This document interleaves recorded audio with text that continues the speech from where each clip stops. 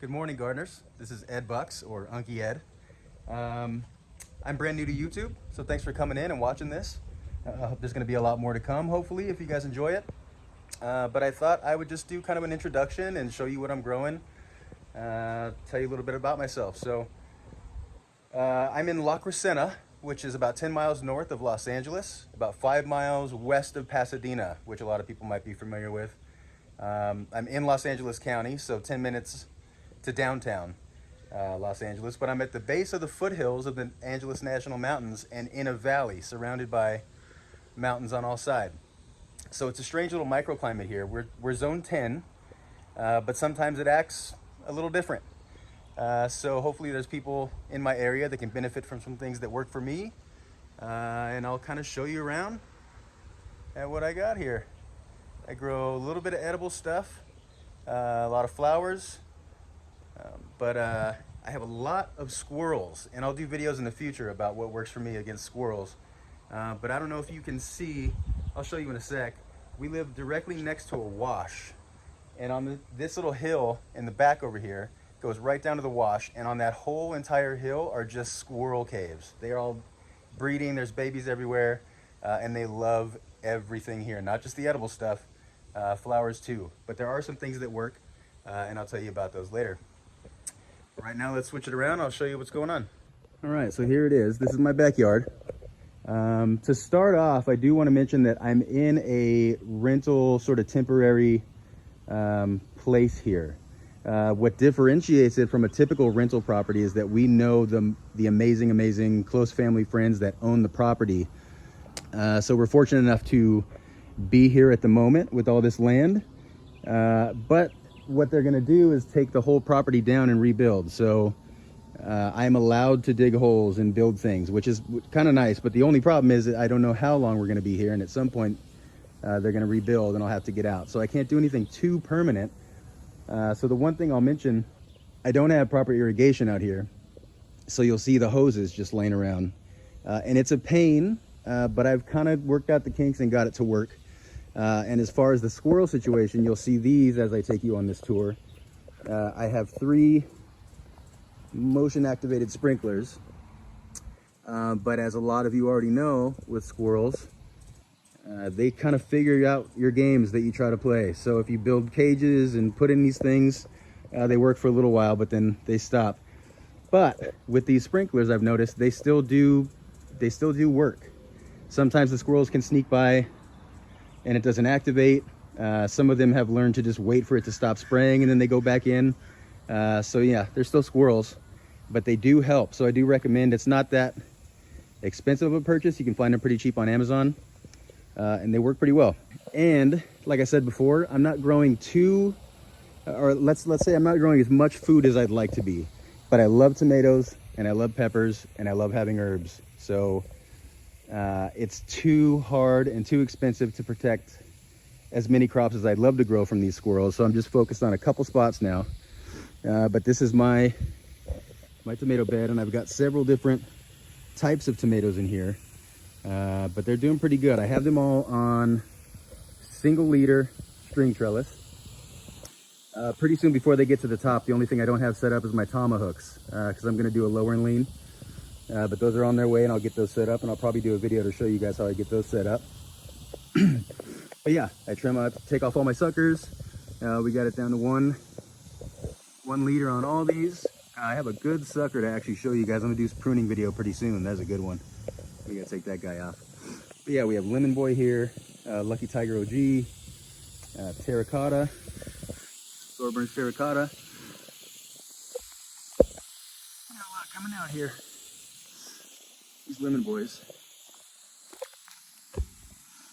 are getting pretty gigantic, if you can see it through my squirrel boundary. Yeah, and if you're from California, or even elsewhere, you might have heard, our weather has been wacky this year. My tomatoes seem to be okay. A couple of them got tricked and confused and did some weird things, and I'll talk about that. But yeah, Sun Gold, Super Sweet 100s. I've got a Stiva in there I found online that they can handle our heat, which is coming very soon, even though we just barely are seeing the sun today. We're exactly a month away from 90s and 100. And then while we're over here, I'll show you this side of the property, or of the garden. I'm building these little cages now, and I'll do a video soon about how I build them. Brian, you're a YouTuber, I think you build these also. I think for your gophers. They're a little different for the roots, but I find that this is working really well. That's my butterfly weed. And even though squirrels don't mess with them too much, out here in the open in the yard, they'll touch everything. Even if they don't like it, they'll try it again. And it's really a pain. So that's my butterfly weed. I have alyssum all over the place. White sweet alyssum. We got purple carpet. Here's purple royal carpet. I got a new baby gaillardia that I got in here. And I'm saying it like everybody else does, but I'm from Southern California, so I naturally want to say gaillardia with those two L's, but I'll say gaillardia. So we'll walk over here. In this little spot here, I had a Shasta daisy that was really root bound and outgrown its pot. So I just got it in the ground and it's taken off. There's going to be a nice big Shasta daisy here by the fire pit, by our little area. We're going to get some plants in and around these benches here pretty soon. I think these plumeria over here will speckle them in. This is just my little wildflower garden. I'm really getting into pollinators and how important they are. I love having them around. I love seeing the activity. I love all the beneficials. Every day I look in here and there's something new that I find. Little ladybug larvae, all kinds of stuff. So it's great. I'm loving this. And there's a sunflower that I snuck in, and so far it's working. By the way, I love sunflowers. Cannot grow them unless they're completely caged. Squirrels go nuts for my sunflowers and snap them at the base. I got one back here hiding. We'll see if it comes up. I think as soon as it starts to show color, the squirrels are going to go for it, but we'll see. I plant a lot of stuff here, guys, knowing that it might go missing. I think that's just the biggest secret I can tell you so far that I've learned about squirrels, is you just have to deal with it, and you can't let it disappoint you. You just have to learn something from it. And so I'm closer and closer, I'm getting there. But here's my little container area. This is what I'm greeted with as soon as I come out of the back door every morning. Right here, this giant gaillardia. And this started from a small plant in this container. I've also got some green onions that I really like get big and go to flower for these bugs. We got snapdragon that has become pretty huge in this container. And then some thyme. And for the fun of it, we threw a terracotta tomato in here. And a sun gold tomato in here. And now I mentioned a little while ago that the weather confused a couple things. And now if you guys have had any experience with this, let me know. But I've only ever had I've only ever had this happen twice in my life in gardening. And that is a tomato completely stopped the vine process. I didn't pull an accidental sucker that was the real main leader or anything. You can actually tell in here where it stopped. This is the leaf stem coming out. This is the main flower truss, right? Those never come out of the same spot. There should be a stem, and this flower truss should have come off the stem, an inch or two away from that leaf, and then we'd have more vine. So what I had to do is rely on it giving me a sucker, and we'll continue that up the string. Having said all that, the only other time it's ever happened to me is in this same container right now. So again, I had to rely on this big old sucker that will now get strung up and become the rest of my plant. Just thought that was weird.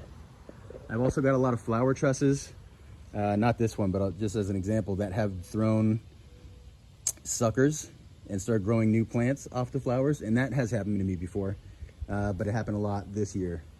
We got about 2 or 3 weeks in April, I'm gonna say, where it felt like spring. We had sun, it was in the 70s, nighttime temps were good, and so it felt like it was finally passed. And then we've had a May gray and a June gloom like you wouldn't believe, wet, dark, and a lot of things just did weird stuff. They thought they were ready to grow and then they weren't. Here's my dwarf Eureka lemon. A lot of new growth. This is all brand new. You can still see red coming in, these new growths. So far the squirrels haven't messed with this at all, which is great. Oh yeah, I'll show you this. Super Sweet 100 in a container, looking real good, single liter. This one did not stop, which is great. But this bottom truss, look at this. And again, I went into this knowing I was gonna lose. I don't know if you can see it, but this whole truss, just yesterday, completely wiped clean. There's remnants of tomato bits on the floor where they came through and did their work. And again, you can't cry over it, you just deal with it. And I'm hoping at some point, from about here, 18, 20 inches up, we're safe. And we got tons of production already happening up here. And look at these trusses.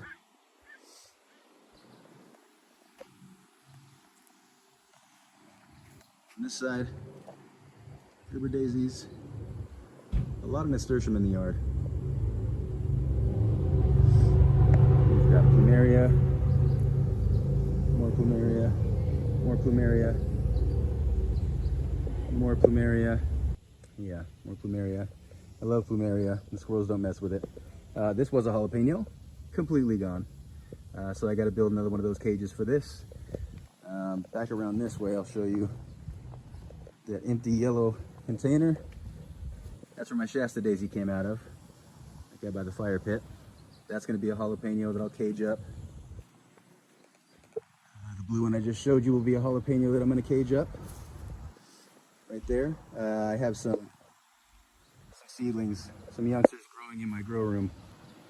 So those are almost ready to come out pretty soon. This right here, because squirrels love my peppers, is a completely caged in sort of pepper bed. Sorry about that. This sprinkler was not turned off like I thought it was, and I just got nailed. So I was telling you about my peppers. We have, I'm gonna sprinkle in some more herbs too, by the way. I've got cilantro back here in the shadiest spot. This already gets afternoon shade, this box. And then this obviously will be, this is the west side of this box. And it's under one of the giant oak trees that we have on the property. So that'll get a good amount of shade, hopefully stop it from bolting. I've got 2 cayenne peppers here, 2 habaneros. We're gonna have some basil in between there pretty soon. My earwigs took those down, that's another problem. Down in San Diego, Kevin, Jacques, Brigitte, I know you guys deal with that. We've got some serranos here. And then we've got from Baker Creek, I got the La Bamba 2 jalapenos. I'm looking forward to getting those more than these 2. I want them in those pots. And we like spicy around here. So behind that is this little circular area here. I do have lavender and I do have a shishito pepper. And then there's gonna be, oh yeah, this was my attempt at a jalapeno. Squirrels. Gotta love the squirrels. Then shishito, but otherwise it's just flowers. So I've got some violas I put in there. In the fall, we had family over for the holidays. Wanted to color some things up, and obviously a lot more nasturtium over here. So then on the back side of the tomatoes, we have some Alaska nasturtium. It was looking better before, so we'll see now that the sun's out again if it starts doing better, if it's just on its way out. There's my Estiva. Another Super Sweet 100, single liter string.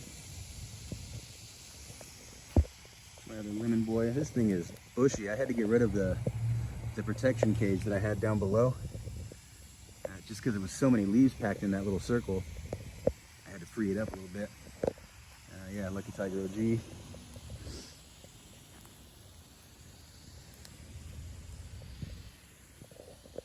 And as far as back here, then we go back toward the house.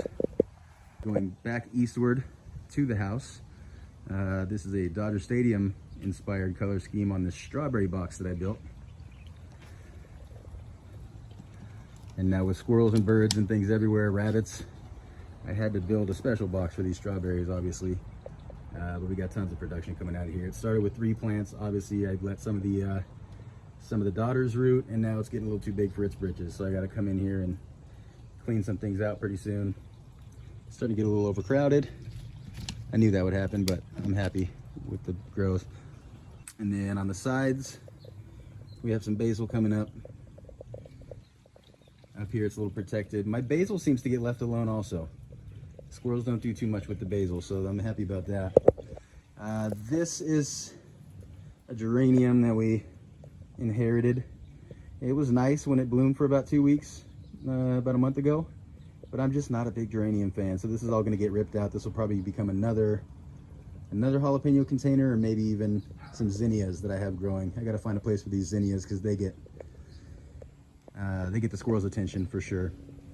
Oh yeah, so then from there, my little work area, we have my little acclimation spot, and we also have peppers that are just up here because the squirrels haven't seemed to figure out this table yet.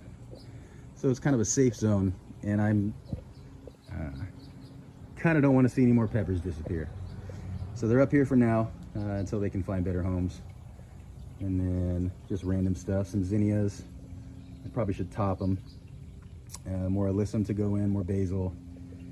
So just my little spot. And then we have up here a big old cayenne pepper and a shishito that overwintered. And it's staying pretty low, but I don't know if you can see. Obviously it's a shishito, so it's gonna be loaded, but there's just so many little guys on here that it's not even thinking about growing bigger anymore. It's just putting out peppers. And whatever, I'm just letting it do its thing. Whatever that gives me, I'll eat. I love shishitos. But I think that's about it, guys. And please, please, please, guys, if this helped you at all, again, it's my first video. I plan on giving you more. But if you like and subscribe, comment, let me know if you want to do any videos, show you anything about the tomatoes or the flowers or anything that you're interested in. Let me know. Put it in the comments. It's a big help, especially now, early on. And hopefully I see you next time. Have a good one, guys.